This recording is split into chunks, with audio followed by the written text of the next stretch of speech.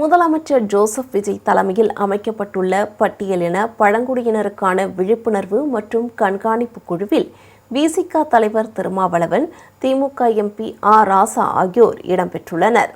முதலமைச்சர் ஜோசப் விஜய் தலைமையில் ஆதிதிராவிடர் மற்றும் பழங்குடியினர் மீதான வன்கொடுமைகளை தடுக்கும் மாநில அளவிலான உயர்நிலை விழிப்புணர்வு மற்றும் கண்காணிப்பு குழுவை மறுசீரமைத்து புதிய அரசாணையை தமிழ்நாடு அரசு வெளியிட்டுள்ளது.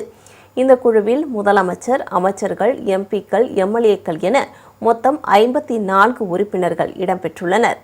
குழு உறுப்பினர்களாக நிதித்துறை அமைச்சர் மரிய வில்சன், சமூக நீதித்துறை அமைச்சர் வன்னியரசு இடம்பெற்றுள்ளனர்.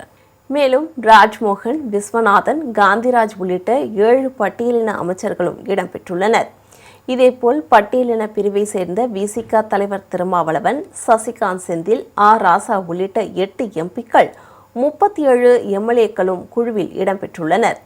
ஆதிதிராவிடர் மற்றும் பழங்குடியினருக்கு எதிரான வன்கொடுமை சம்பவங்களை தடுப்பதற்கும் சட்ட அமலாக்கத்தை வலுப்படுத்துவதற்கும் இந்த உயர்நிலை கண்காணிப்பு குழு முக்கிய பங்காற்றும்.